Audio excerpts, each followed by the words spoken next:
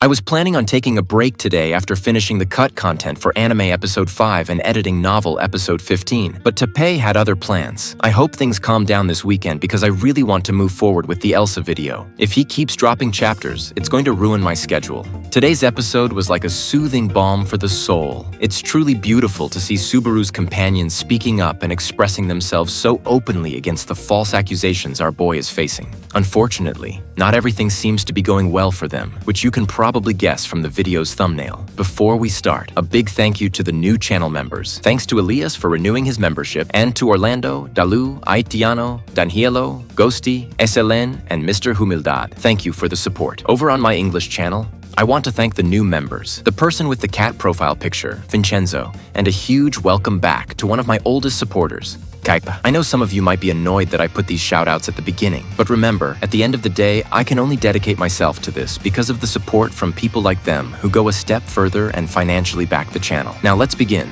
Welcome to the analysis of Arc 10, Chapter 16 of ReZero. The first part of the episode is the confrontation at the royal residence, where Emilia and the others are staying. Right from the start, things are looking grim for our protagonists. Marcus delivers the bad news, and although Subaru's allies formally deny every accusation with the most logical arguments imaginable, it doesn't matter to Marcus. He is only here to fulfill his assigned duty, taking Emilia with him to give a statement. Something that really caught my attention was how Marcus's perspective on Emilia seems to have changed. We have to remember that the last time they saw each other was during the royal selection, and Emilia wasn't exactly at her best back then. So, seeing Emilia be the one to keep her cool and stand up for others now, when in the past it was the other way around, is a beautiful contrast. Afterward, Otto, Petra, Garfiel, and Mei Li all intercede for Subaru, but Marcus doesn't even flinch. I'm not surprised by the knight's unshakable nature. He's always been characterized as stoic. I think the only time he was ever surprised or even felt fear was when he first met Reinhard. But that's a story you don't know yet, and it's beside the point right now. Returning to today's episode, Rem interjected by asking if it wasn't necessary for Subaru to be there with them. Honestly, this seems like the most normal question in the world, but for some reason, it deeply angered the soldiers. They showed a tremendous amount of bloodlust at the mention of Subaru's whereabouts, so much so that Marcus had to manifest his aura to demand respect. It's mentioned that Marcus's bloodlust was so potent, it even frightened Garfiel. I recommend having high expectations for Marcus's abilities. The few times we've seen him fight, it hasn't been against weaklings, but against top-tier fighters, and he's known not just to hold his own, but to defeat them. If Garfiel is aiming to be the strongest, is the author setting up these frictions for an eventual Garfiel versus Marcus? Well, who knows? Later, Marcus announces Crush's crime and how Subaru helped her, causing a huge stir among our protagonists. This leads Otto to deduce that Marcus is actually here because they haven't caught Subaru yet, and the kingdom wants to prevent the protagonist from asking his allies for help. I really liked Otto's reaction here. He didn't act like someone who gets swept away by the situation and fails to react for the sake of cheap drama. Instead, he counter-argues and tries to make the best out of the worst circumstances. I think that's why I've never liked ReZero fanfics. Usually they make the characters passive for the sake of the plot rather than who they actually are. Marcus added that, besides coming to take Emilia to give a statement, he requested something that raised more than a few eyebrows. While it's standard protocol to isolate participants in these kinds of interrogations so they don't give the same testimony, the timing of this request makes Otto and the fandom suspicious. This unease in the Emilia camp only grows when they are advised not to send Garfiel as the candidate's escort. I think we can all agree that taking the leader of a faction with minimal security is not a recommended tactic, especially now when we suspect someone is pulling the strings. Interestingly, the group isn't at the Royal Palace right now, but in the Noble District. Why do these locations matter? I think they matter a lot because now that Emilia is heading to the palace, it's very likely that one of the futures she saw will come true soon. I'm talking about the future where she professes her hatred towards someone. I remember it was revealed that the location was the royal throne of Lugunica, the same place where Subaru once made a fool of himself. Is it possible that now that Emilia is heading there, part of what Teppei has planned for us is already being fulfilled? We'll see. Returning to the present, Otto was thinking about who to send to accompany Emilia. While he considered sending Frederica, he unfortunately couldn't because she's currently in her own subplot trying to befriend Yai. I haven't mentioned it, but some interesting things are happening in Frederica's novel right now. I'll see if I can get a summary of her novel into a short format these days to keep you all up to date on everything happening simultaneously with Arc 10. If that interests you, let me know. I could also cover what Julius is doing at the moment. In the end, Otto is saved by Ram, who arrives and offers to be Emilia's companion. It's never explicitly stated how Ram managed to detect that the group was in trouble. My headcanon is that she detected the feelings of despair and helplessness Rem was feeling through their synesthesia and rushed to get ready. Unfortunately, it's hinted that she isn't at 100% capacity because her body hasn't been able to rest since going to the watchtower. Let's hope this doesn't cause trouble for our favorite pink-haired maid. With that, Amelia and Ram depart, but not before the half-elf asks her other companions for help in clearing up this misunderstanding. The narration closes this part by saying it's precisely that side of the candidate who doesn't hesitate to bow her head and ask for help. That makes everyone in her faction work their hardest for her and Subaru's sake. As soon as Marcus leaves, Otto takes the chance to report on what he believes is happening behind the scenes. Someone took advantage of Subaru's visit to Miklotov to frame him, and in the process, they used Krush, whose political career was already effectively over. The group discusses the situation, with everyone contributing what they can.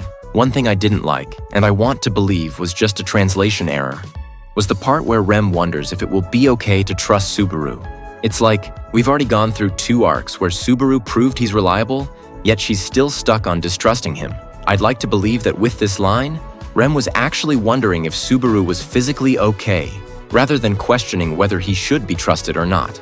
After further preparations, the group thinks about how to outsmart the soldiers guarding the mansion from the outside. I like that the group considered not harming the soldiers, as that would only put Amelia in a bad position. Because of that, Petra suggests a method that, according to her, Otto has a lot of experience with. What was Petra referring to? The fact that Otto is very good with fires. Honestly, I don't think this is a reference many people will understand or find convincing, but it's a very recurring joke in the ReZero side stories. The side stories that reference this, and the ones I remember right now, are the Joshua and Shorty novels. I know you have no idea who the hell Shorty is, but you don't need to.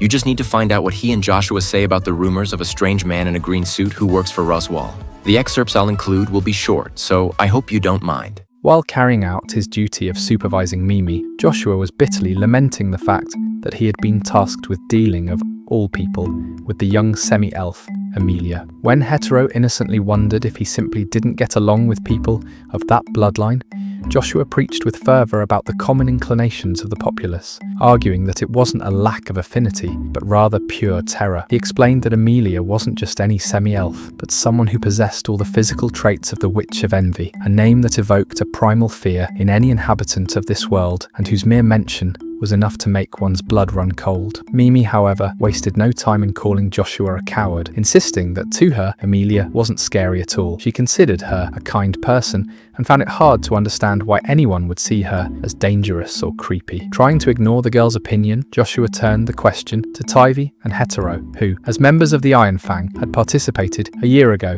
in the battles against the White Whale and the Witch Cult, where they surely would have had contact with the Amelia camp. Tivy admitted that during the operations, they hadn't really interacted with her directly, and that, although they had seen her from afar during the ceremony, she hadn't left him with the impression of being someone genuinely terrifying. Hetero agreed with his brother, though he added that he could understand Joshua's wariness if they were referring specifically to Amelia's night. That mention caused Joshua's face to sour, as the strange rumours about that man were another reason for his unease. For Joshua, the pressure of the mission was aggravated by the presence of Amelia, and above all, by that enigmatic night. According to the stories he knew, the young man was an intruder in the kingdom's most important event, the royal selection. With no family prestige or clear supporters, it was incomprehensible how he had reached his current position. However, in any report regarding Amelia's side, the name of that black-haired knight of unknown origin invariably appeared linked to feats such as the subjugation of the White Whale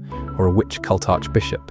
Tivy pointed out that Joshua had even doubted the facts when his own brother Julius recounted them to him, something Joshua considered natural given the nature of the rumours. To him, the figure of the knight was the personification of a nightmare, a man of uncertain origin who defeated legendary beasts and was always seen accompanied by a little girl, which had earned him the mysterious nickname of Lolimancer. Joshua found that both Amelia and her singular, incomprehensible knight were undecipherable figures and therefore fearsome. His complaints didn't end there, as the nefarious rumours about the Amelia camp seemed inexhaustible. Joshua described Margrave Roswell Mathers as a cheat and a hypocrite, known disparagingly as the lover of demi-humans, of whom it was said he kept numerous maids in lewd attire and embezzled magical research for his own benefit, acting as the problem child of the court. Joshua also distrusted the Margrave's key subordinates, a wild and devilish demi-human with a non-existent past in the records, and a bloodthirsty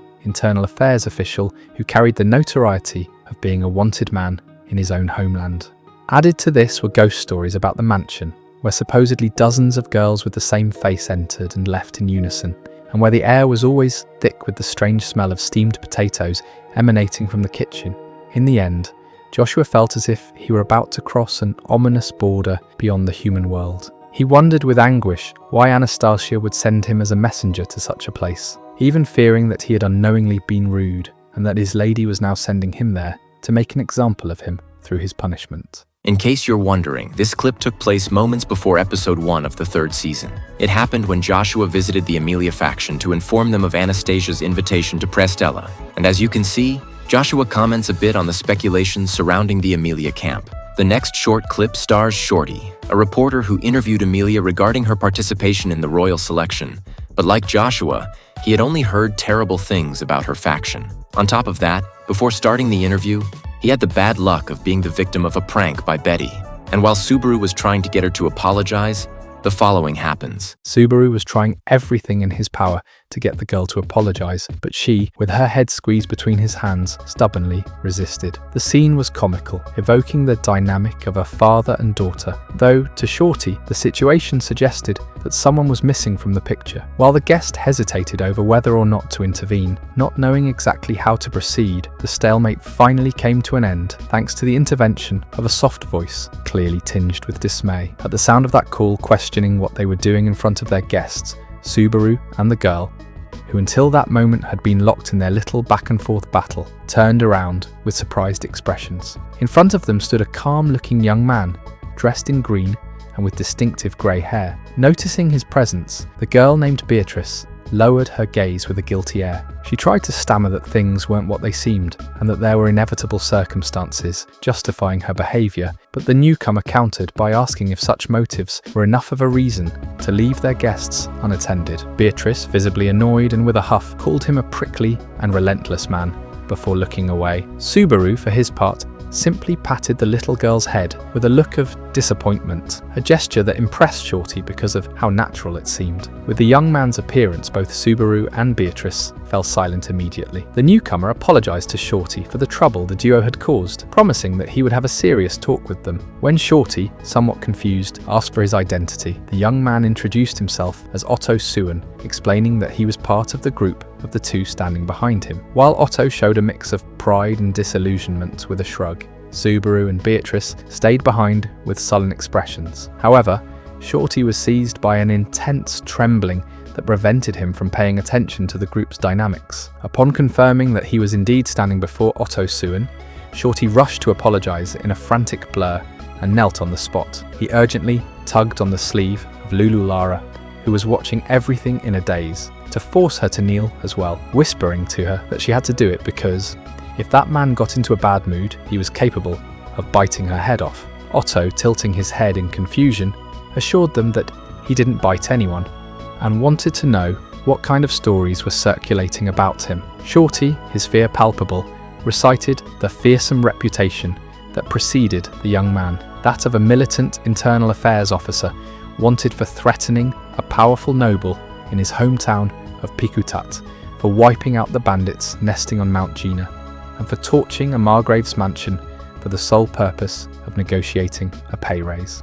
Although Otto raised his voice to complain about how terrible it was to hear such claims, he never once denied the facts that made up his fame, which confirmed to Shorty that the information was true, despite it having seemed like an exaggeration until then. To the guest, there was no doubt that this man was an exceptional being, as he was the only one capable of completely restraining and taming Natsuki Subaru, the hero who had defeated the white whale and sloth. Shorty began to desperately beg for his life, causing Subaru to look at his companion in disbelief. Otto, for his part, protested vigorously, insisting that he had no intention of doing anything of the sort and demanding that Subaru stop amusing himself with the situation and help him clear up that disastrous misunderstanding. The scene concluded with Subaru and Otto bickering with each other, while little Shorty remained caught between them, trembling in sheer terror. I hope you liked these references I included. Honestly, I wasn't going to put them in, but now that the eyes of the entire nation are on how weird Natsuki Subaru's track record is, I thought it would be good to bring up these examples. Let me know in the comments if you think it was a good idea to include them, or conversely, if you feel this just slows down the video.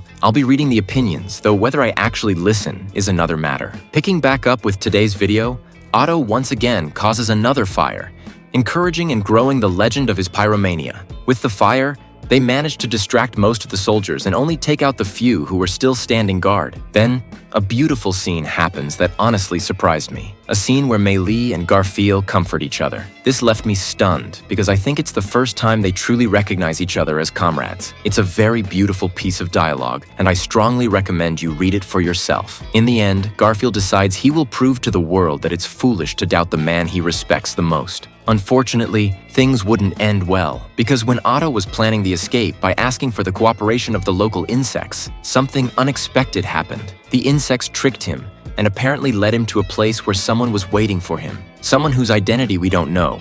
But the phrase this stranger says to them is a phrase that has already been said on several occasions. It is strongly believed that the person they encountered is Reinhard. Something that strongly catches my attention is that the text doesn't make it clear if Reinhard is accompanied or alone. Obviously, Reinhard doesn't need help with the task of arresting someone, but I'm interested in confirmation of whether he is acting in a group or not. For this, I'll assume some possibilities I have in mind and share them with you. It's likely that Sakura is behind the scenes making her moves. In the games, it's revealed that she controlled a species of magical wasps, but only that. She controlled those specific wasps. It's not like she controlled other animals. It's because of this limited control she exerts that I find it hard to believe she made some kind of agreement with the insects that led Otto there. And while I'm aware Otto claims the insects that guided him disappeared, this disappearance could also be explained by Sakura's wasps killing the insects, or her commissioning someone to annihilate them. I've seen others claim that perhaps Reinhard borrowed Otto's divine protection to lead them into the trap at the end of the episode, but I think Reinhard doesn't need to do that. It's enough for him to just show up and let's see you try to escape him. What I do think is the most likely option is that Reinhard will pretend to have cornered them to catch them, but he will talk to them through his divine protection of telepathy. Let's remember that the knight has a way of speaking secretly with those he considers friends. And if he goes to this trouble, it's not just for Subaru, but also because Felt might have asked him to. Perhaps he will just pretend to catch them, but internally, with telepathy, he will ask the necessary questions. Now that I think about it, I think it might also be a good time for Reinhard's alter ego to appear on screen. In case you didn't know, in a side story, Reinhard used an alter ego to commit certain acts. And of course, everyone realized it was Reinhard behind the mask, but they could only make a verbal accusation without hard evidence. And since verbal testimony isn't enough to back the accusation, Reinhard got off scot-free. Honestly, I'd love to see Reinhard disguise himself again to help his allies. Finally, I've seen some comment that perhaps Reinhard is already controlled by the enemy, but this can't happen. The thing that controls the enemy is a very convenient power, yes, but it's not an authority. And because it's not an authority, it allows Reinhard to defend himself from it with his powers. Specifically, he has a divine protection that allows him to be immune to brainwashing. Regardless, if we start talking about all the possibilities happening right now, we'll never finish, so I hope you like the scenarios I've laid out here. But that's been all for today. I hope you liked this video, and if you agree or disagree with me, let me know in the comments. Remember that every interaction is a good signal for the platform's algorithm. See ya!